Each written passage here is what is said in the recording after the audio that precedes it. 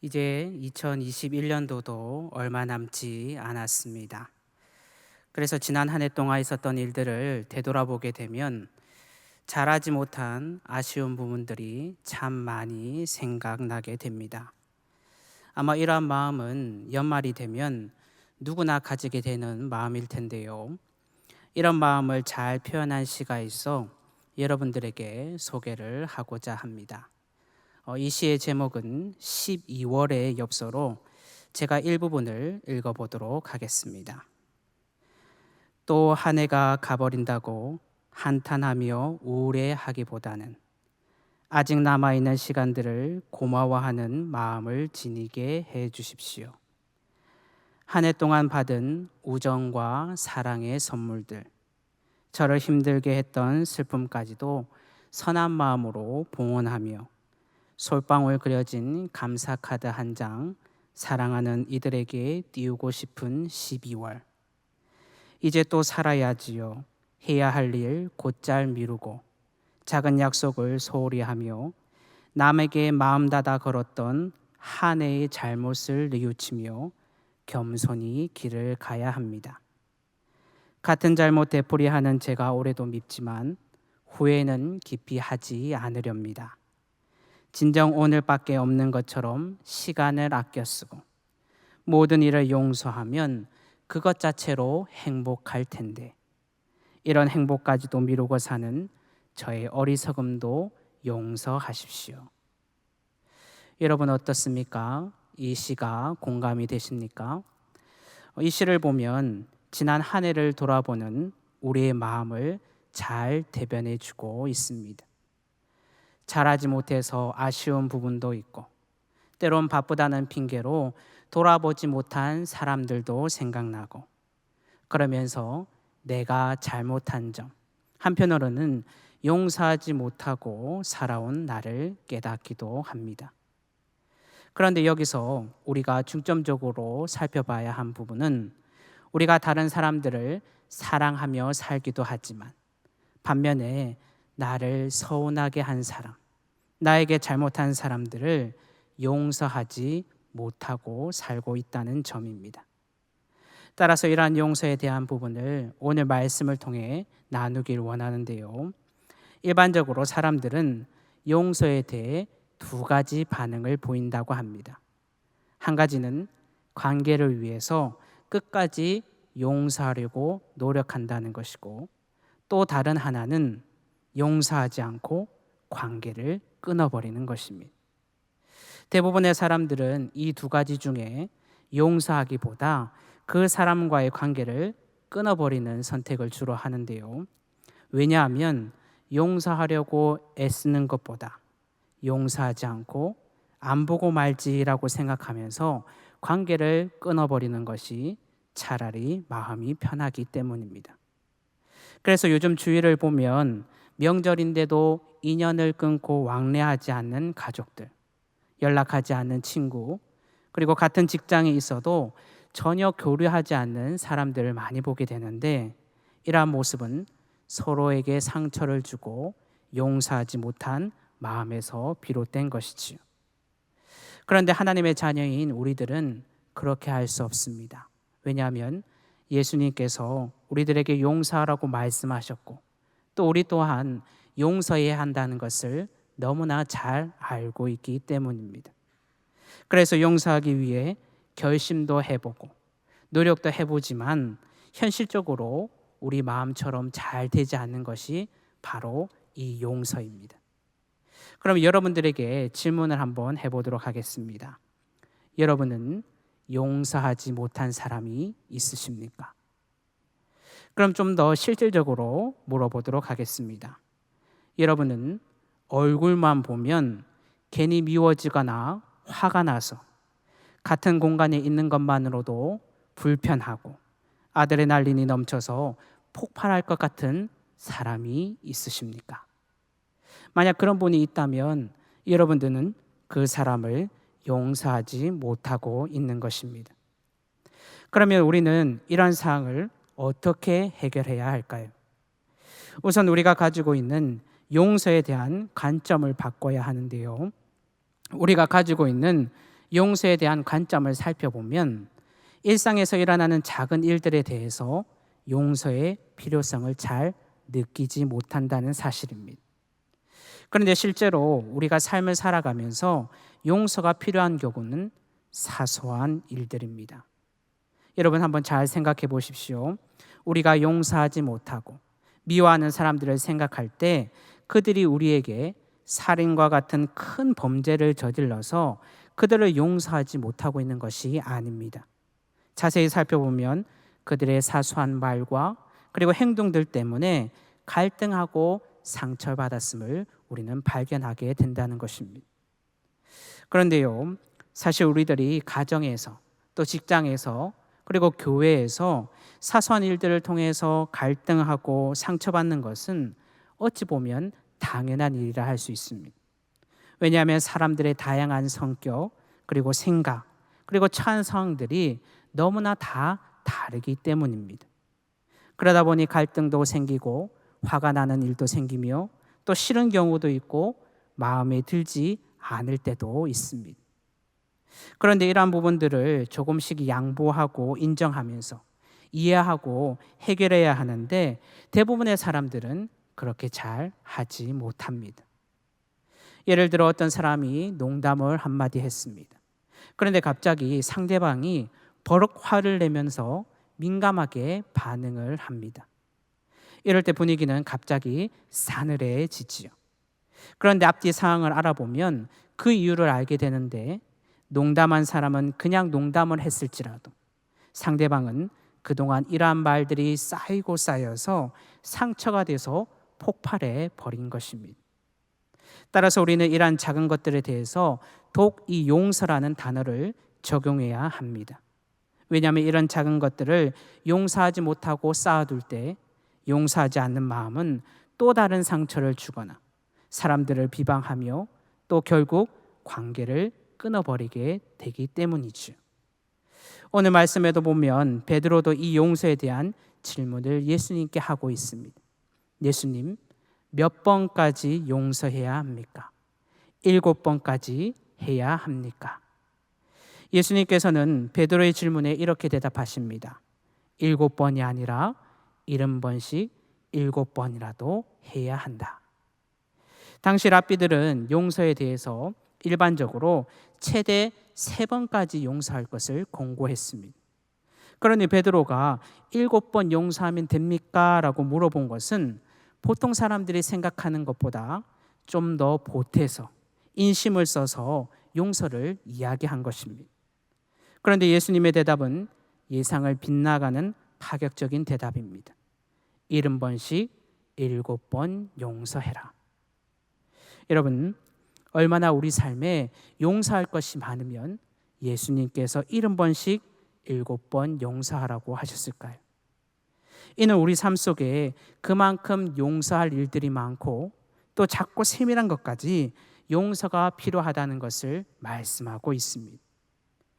그런데 여기서 우리는 반대로 생각해 볼 수가 있습니다. 그것은 용서해야 할 일들이 이렇게 많다는 것은 그만큼 죄를 짓는 사람들도 많다는 것입니다.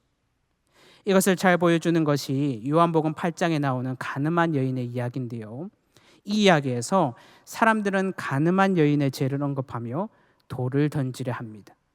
이때 예수님께서는 사람들에게 죄 없는 자가 먼저 돌로 치라라고 말씀하셨고, 이에 사람들은 양심의 가책을 느껴서 한 사람도 돌을 던지지 못하고 다 돌아가 버리게 되지요. 여러분, 이것은 무엇을 뜻하겠습니까? 바로 죄 없는 자가 한 명도 없다는 것입니다. 이는 용서해야 할 사람이 많다면 반대로 용서를 구해야 할 사람도 많다는 것을 우리에게 보여주고 있습니다. 그런데 우리는 어떻게 합니까? 대부분 피해자로서 용서를 받을 생각만 하지 가해자로서 용서를 구해야 한다는 생각은 잘 하지 않습니다. 이 세상에는 용서를 받아야 할 피해자는 많은데 용서를 구해야 할 가해자는 없다는 것입니다. 그래서 대부분의 사람들은 누구를 용서해야 할까라는 생각은 해도 내가 그 사람에게 어떻게 용서를 구해야 할까라는 고민은 잘 하지 않습니다. 그러나 여러분, 우리는 용서하는 자인 동시에 또한 용서를 구해야 하는 자임을 기억해야 합니다. 이것을 다시 말하면 우리 또한 가해자임을 기억해야 한다는 것이지요. 왜냐하면 우리 역시 누군가에게 상처를 주었고 아픔을 주었기 때문입니다. 그러므로 우리는 우리의 행동을 되돌아보고 잘못한 것이 있다면 진심으로 용서를 구하고 뉘우치는 행동을 하는 것, 이 또한 우리들이 해야 할 일입니다. 어떤 분들은 이렇게 말합니다. 나는 하나님께 용서를 구했고 또 하나님께 용서를 받았으니 나의 마음은 평안합니다. 그러나 우리가 여기에서 멈춘다면 이는 용서를 구하는 자의 바른 태도라 할 수 없습니다. 이것은 하나님께 내 죄를 구하고 용서받으면 끝난다고 생각하는 잘못된 생각입니다. 우리가 하나님께 용서를 진심으로 구했다면 자연스럽게 우리는 내가 잘못한, 내가 상처를 주고 내가 아픔을 준 우리의 이웃에게 가서 그들에게 동일하게 용서를 구하는 것, 이것이 진정으로 용서를 구하는 자의 바른 태도라는 것이지. 따라서 우리가 이렇게 진정으로 용서를 구할 수 있는 자가 된다면 또한 우리는 용서하는 자가 될 수 있습니다. 왜냐하면 용서를 구하는 자의 마음과 처지를 알고 있기 때문이라는 것이지. 오늘 본문의 말씀을 보면 예수님께서는 1만 달란트 빚진 자에 대해서 말씀하고 있습니다. 이 이야기를 보면 1만 달란트라는 큰 돈을 빚져서 도저히 갚을 수 없는 상황에 놓인 사람이 나옵니다. 당시 1만 달란트는 노동자의 20년 연봉에 가까운 돈이었는데, 그러니 이 돈은 쉽게 갚을 수 있는 돈이 아니었습니다. 그래서 그는 주인에게 빚을 다 갚을 때까지 조금만 더 참아달라고 간절히 애원합니다. 그랬더니 이런 종의 처지를 불쌍하게 여긴 주인은 어떻게 합니까? 그 어마어마한 액수의 빚을 아무런 조건 없이 탕감해 주지요. 본문에 보면 임금이 탕감해 준 이유에 대해서 다른 이유가 아니라 그를 불쌍히 여겼기 때문이라고 말하고 있습니다. 한마디로 아무 조건 없이 그를 불쌍히 여겨 그를 용서해 준 것입니다. 여러분, 그 용서받은 자의 마음은 어떠했을까요? 아니 며칠 동안, 아니 몇 년 동안 힘들었던 그 가슴의 응어리가 한순간에 시원하게 없어지는 하늘을 날아갈 듯한 기쁨을 맛보았을 것입니다. 저도 전에 이와 비슷한 경험을 한 적이 있었는데요. 전임 전도사 시절 제가 모땡이라는 경차를 타고 신방을 다녀오는 길에 그날따라 차가 너무 많이 밀리는 것입니다. 마침 차가 잠시 서 있는 동안 그 보조석에 짐이 있었는데 그 짐이 이렇게 쓰러지는 바람에 그것을 바로 놔두다가 그만 브레이크를 살짝 놓아버려서 앞차를 퉁 하고 박아버렸습니다. 제가 내려서 보니 그 앞차가 엄청 비싼 차였고 범퍼도 찌그러져 있었습니다. 저는 보험을 들어 나왔지만 그래도 수리비가 많이 나오면 어느 정도 제가 일부 금액을 물어야 했기에 보상은 어떻게 해야 할지 앞이 캄캄했습니다. 그런데 사고를 당한 아저씨가 저를 보더니 어쩔 줄 몰라는 저에게 괜찮다고 그냥 가라고 이야기하시는 겁니다. 저는 그냥 가라는 그 아저씨 말이 너무나 기쁘고 감사하던지 무거운 마음을 쓸어 담고 돌아오게 되었습니다. 그리고 며칠 뒤 비가 보슬보슬하게 내리던 날이었습니다. 어떤 차가 후진을 하다가 주차되어 있는 제 차 뒷부분을 살짝 박았는데 비가 오다 보니 초보 아주머니께서 그만 사고를 낸 것이었습니다. 아주머니께서 얼마나 미안해하시고 어쩔 줄 몰라 하시더니 제가 찌그러진 차를 바라보며 마음 아파하는데 그때 문득 생각나는 장면이 하나 있었습니다. 그것은 며칠 전 저에게 그냥 가라고 말씀하신 그 아저씨의 얼굴이었습니다. 여러분, 제가 어떻게 했을까요? 당장 아주머니에게 수리비를 달라고 했을까요? 아니면 보험 처리를 해달라고 이야기했을까요? 저는 그때 저에게 그냥 가라고 말씀하신 그 아저씨 얼굴이 앞에 어른거려서 그냥 아주머니에게 괜찮다고 말하고 그 아주머니를 그냥 보내드렸습니다. 여러분, 제가 만약 처음에 차 수리비를 내야 했다면 수리비는 대략적으로 한 50만 원 정도 내야 했을 것입니다. 이처럼 50만 원 탕감받은 것도 그토록 기쁘고 감사해서 기억에 남는데, 무려 20년치 연봉의 금액을 탕감받았다면 그가 얼마나 기뻤겠습니까? 그리고 그는 결코 그가 받은 은혜를 잊지 못했을 것입니다. 그런데 그는 자신이 용서하는 자로 처지가 바뀌게 되자 그의 태도는 돌변하고 맙니다. 엄청난 양의 빚을 탕감받고 나온 그는 자신에게 100데나리온의 빚진 자에게 달려가 그의 목을 잡고 빚을 갚으라고 독촉한 것입니다. 당시 100데나리온은 노동자의 석 달치 임금으로 이것도 결코 적은 금액은 아니었지만 1만 달란트에 비하면 정말 얼마 되지 않는 금액이었습니다.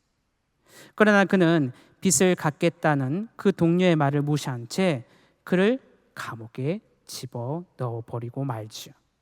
결국 그는 용서하는 입장에 서 있게 되자 용서받았을 때의 기억을 잊어버리고 만 것입니다. 사실 주인이 1만 달란트 빚진 그 종을 용서해 준 까닭은 무엇이었습니까? 종이 앞으로 성공해서 빚을 갚을 가능성이 있어서가 아니라 바로 조건 없이 단지 그를 불쌍히 여기는 마음으로 그 많은 빚을 탕감해 주었습니다. 그러면 그도 당연히 다른 사람에게 조건 없이 빚을 탕감해 주는 것이 마땅했습니다. 그가 용서를 구할 때 간절히 애원했던 그 마음을 기억했다면 자신에게 빚진 자 또한 불쌍한 마음으로 여기는 것이 당연한 것이었다는 것입니다. 그러나 그는 다른 사람을 불쌍히 여기기는커녕 도리어 자신에게 빚진 자를 매우 가혹하게 대합니다. 이는 그가 용서하는 존재이기 전에 바로 용서받은 자였음을 잊어버린 행동이었습니다. 따라서 여러분, 우리는 우리가 용서받은 자임을 잊어서는 안 됩니다. 이는 하나님의 크신 용서를 받은 자라면, 그 사랑과 기쁨을 누린 자라면 다른 사람의 잘못 또한 충분히 용서해야 함을 의미합니다. 주인이 종을 불쌍히 여겨 조건 없이 용서해 준 것처럼 우리도 주님께 아무런 조건 없이 용서함을 받았기에, 그리고 그 은혜를 경험했기에 동일한 마음으로 나에게 잘못한 사람을 용서하고 사랑해야 한다는 것이죠. 여러분, 다른 사람을 용서하려고 할 때 우리가 그 사람이 저지른 잘못이나 우리가 받은 상처를 생각한다면 우리는 결코 용서할 수가 없습니다. 그러나 우리도 남에게 잘못할 수 있는 연약한 존재임을 인정하고 우리가 하나님께 받은 그 은혜와 용서를 바라보게 된다면 우리는 하나님께 받은 그 사랑을 다른 사람에게도 전할 수 있는 용서하는 자가 될 수 있을 것입니다. 결국 그는 어떻게 됩니까? 다시 주인에게 끌려가게 됩니다. 그리고 주인은 이렇게 그에게 말하죠. 32절과 33절입니다. 이에 주인이 그를 불러다가 말하되, 악한 종아, 내가 빌기에 내가 내 빚을 전부 탕감하여 주었거늘 내가 너를 불쌍히 여긴 것 같이 너도 내 동료를 불쌍히 여김이 마땅하지 아니하냐. 여기에서 주인이 종에게 말한 그 핵심은 너도 큰 빚을 탕감받았음에도 불구하고 어째서 동료의 그 작은 빚을 탕감해 주지 않았느냐라는 말입니다. 따라서 우리는 주인의 말을 통해서 당시 종의 마음을 엿볼 수 있는데요. 그것은 자신이 받은 사랑과 은혜는 당연하게 생각한 반면 다른 사람에게 베풀어야 할 사랑과 은혜는 특별하게 생각했다는 점입니다. 따라서 이렇게 생각하는 사람들의 특징이 있는데요. 그것은 용서를 내가 하는 것이라고 생각하는 것, 곧 용서의 주체를 나라고 생각한다는 것입니다. 이를 보여주는 한 이야기가 있는데요. 한 제자가 스승께 물어보았습니다. 스승님, 어떻게 하면 용서를 할 수 있습니까? 그러자 스승은 단호하게 이렇게 말합니다. 용을 서야 돼. 용서해야 돼. 스승은 또 이렇게 이야기합니다. 바로 용서해야 돼. 그런데 이것을 못 알아들은 제자가 다시 한번 스승에게 묻겠습니다. 뭐라고 말씀하시는지 잘 모르겠습니다. 그랬더니 다시 스승이 이야기합니다. 용서해야 돼. 그런데 스승님 이게 도대체 무슨 말씀입니까? 라고 이야기하니까 그제서야 스승은 이렇게 이야기합니다. 이 사람아, 용을 써야 된다고. 용서는 용을 써야 해. 이게 우리가 그냥 재미있는 이야기로 들을 수 있지만 그만큼 용서하는 것이 용을 쓰고 힘들다는 것을 우리들에게 이야기를 하고 있습니다. 이처럼 대부분의 사람들은 용서의 주체를 나라고 생각합니다. 그래서 용서하기 위해 용을 씁니다. 그래서 용서 한번 하려면 마음을 가라앉히고 용서할까 말까 밤새 생각하고 갈등과 생각을 한참 한 후에 용서하기로 마음을 먹습니다. 그런데 어떻습니까? 상대방이 자기 마음처럼 반응하지 않거나 변화되지 않으면 다시 분노는 일어나게 됩니다. 그 이유가 무엇입니까? 내가 바로 용서하려고 하기 때문이라는 것이죠. 사실 오늘 본문에 나오는 베드로의 질문에서도 우리는 이러한 마음을 엿볼 수가 있습니다. 베드로가 예수님께 7번 용서해야 됩니까? 라고 물었다고 했습니다. 이때 그는 내심 예수님의 칭찬을 기대했을 것입니다. 왜냐하면 랍비들이 최대 3번 정도 용서하라고 가르쳤을 때 베드로는 7번까지 용서라는 그 말을 통해서 넓은 아량을 가졌다는 것을 드러낸 것입니다. 이는 바로 자기가 용서의 주체임을 두고 한 말이었다는 것이죠. 그러나 예수님께서는 이 비유를 말씀하시며 이렇게 이야기합니다. 너희가 각각 마음으로부터 형제를 용서하지 아니하면 나의 하늘 아버지께서도 너희에게 이와 같이 하시리라. 이는 용서의 주체가 우리가 아니라 바로 하나님이심을 말해주고 있습니다. 따라서 예수님은 우리가 어떻게 해야 하는지를 보여주셨는데요. 예수님께서는 십자가에 달리시긴 가운데 자신에게 잘못하는 사람들을 향해서 그들을 원망하며 그들을 용서할지 말지를 생각한 것이 아니라 하나님께 그들을 용서해 달라고 자신들이 하는 것을 알지 못한다고 용서의 기도를 하셨습니다.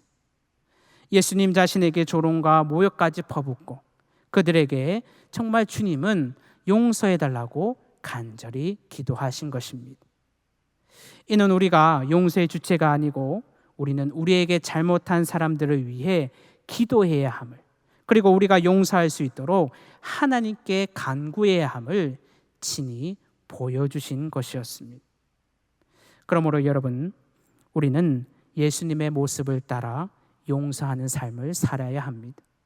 또한 우리는 하나님께서 우리에게 베푸신 그 사랑과 용서를 기억해야 합니다.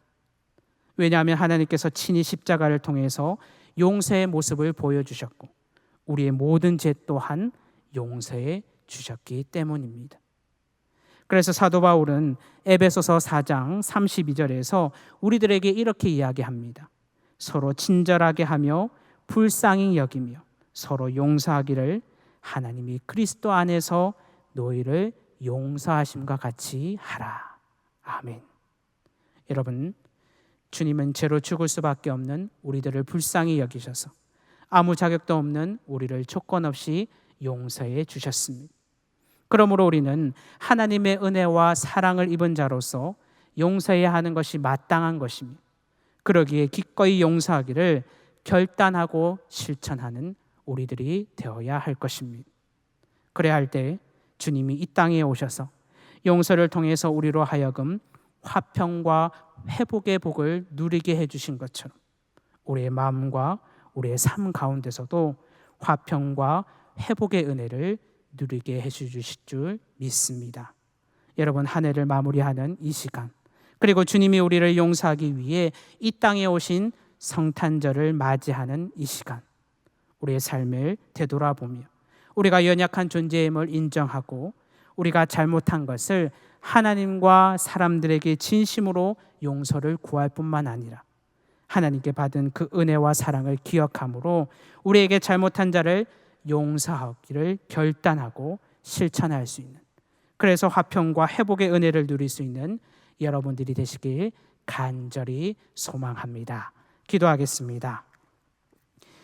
하나님 아버지, 한 해를 마무리하며 되돌아볼 때 많은 아쉬움이 있지만 특별히 용서하지 못하고 용서를 구하지 못한 저희들을 바라보게 됩니다. 이 시간 우리의 연약함을 고백하며 나아가오니 우리가 잘못한 것이 있다면 하나님께 뿐만 아니라 사람에게도 진심으로 용서를 구할 수 있는 지혜와 힘을 허락하여 주시고 주님이 우리를 용서하신 은혜를 기억하며 우리에게 잘못한 자를 용서하기를 결단하고 실천할 수 있는, 그래서 주님이 이 땅에 오셔서 화평과 회복의 복을 누리게 해 주신 것처럼 우리의 삶도 화평과 회복의 은혜를 누릴 수 있는 저희들이 되게 하여 주시옵소서. 예수님의 이름으로 기도드리옵나이다. 아멘.